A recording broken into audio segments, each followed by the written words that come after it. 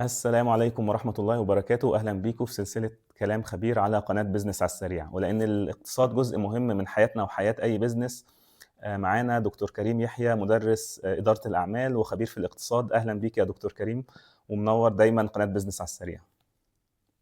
اهلا وسهلا بيك يا دكتور محمد. انا سعيد ان انا بظهر مع حضرتك في حلقه جديده، وان شاء الله تكون قويه وتنفع كل المهتمين بالاقتصاد. شكرا ليك. في سيناريو بنشوفه للأسف في المولات والمحلات، إن في مستهلك مصري بيبقى مثلا قدامه خيارين أو اختيارين: منتج أجنبي مستورد ومنتج مصري، فتلاقيه بيروح على المنتج الأجنبي أو المستورد. ليه بيعمل تمام. كده؟ عاوزين نعرف السبب، هل بسبب الجودة والأسعار ولا دي صورة ذهنية خاطئة أصلا عن الصناعة المصرية والمنتج المصري؟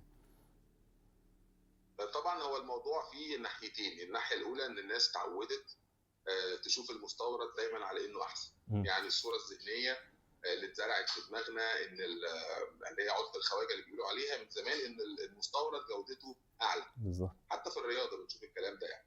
لكن الحقيقه طبعا يعني ده مش دايما صح، لان احنا في الفتره الاخيره في منتجات مصريه كتير جدا بقت ممتازه، بس لسه الناس مش مصدقه او لسه الناس ما عرفتش. مم. الناحيه الثانيه ان في فتره من الفترات الجوده فعلا كانت ضعيفه. مم. ده خلى الناس برضو، خلى جزء كبير جدا من الناس يفقد الثقه. بس دلوقتي في الفتره اللي احنا بنعيش فيها في مصانع كتير جدا بتطور، صح. بتستخدم خامات كويسه ما كانتش موجوده زمان، بتستخدم تصميمات حديثه وهو ده الجديد دلوقتي. مم. مشكله بس ان احنا عندنا مشكله في التسويق، او ان احنا ما بنعرفش نسوق نفسنا ازاي بره. يعني حتى كمان شكل المنتج او التغليف ده بيفرق جدا دلوقتي في منافسه المنتجات. المنتج المستورد دايما بيهتم بالتفاصيل دي، مم. عشان كده دايما هتلاقيه سابق شويه. وبالتالي انا شايف ان الموضوع مش جوده بس، دي يعني ممكن نقول تجربه كامله من اول الشكل لحد خدمه ما بعد البيع في اي نوع من انواع المنتجات.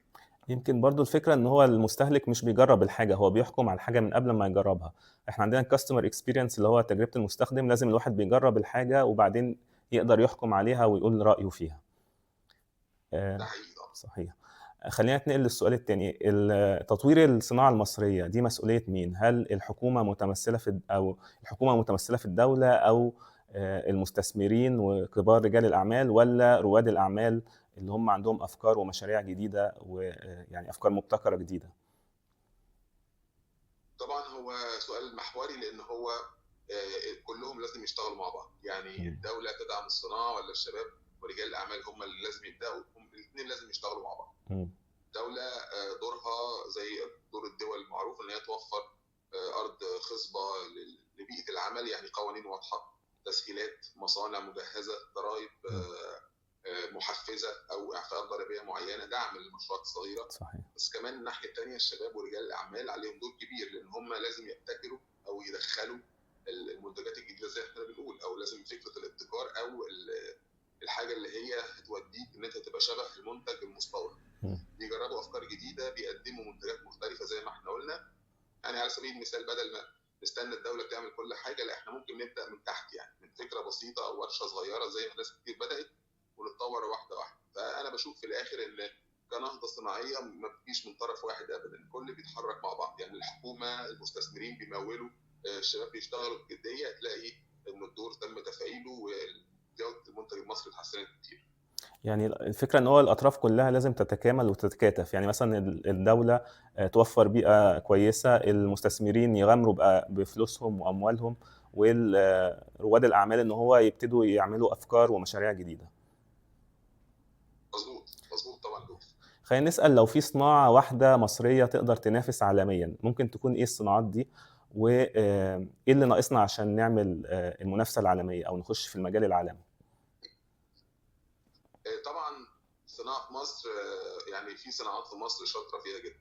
مم. يعني مصر شاطره في صناعات كتيره جدا، بس محتاجه تنظيم وتسويق. زي مثلا الافات عندك في دمياط، انت عندك افات صحيح. عالمي.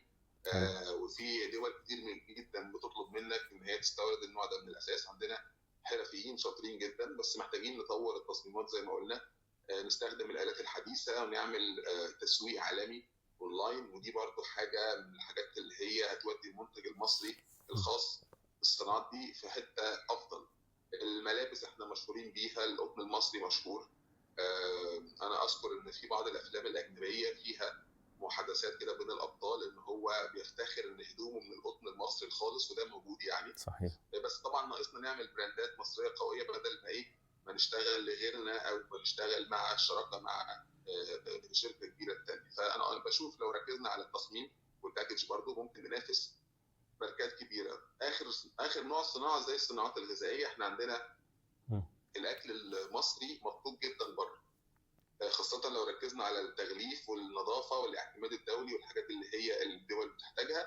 يعني ببساطه احنا مش ناقصنا شغل، احنا ناقصنا تنظيم وتسويق وثقه في المنتج تاني. ولما المنتج المصري يبدا يقدم بجوده ثابته وشكل محترم، الناس مش هتسال ده مستورد ولا مصري، هتسال على طول احنا نقدر نشتري منين. صحيح.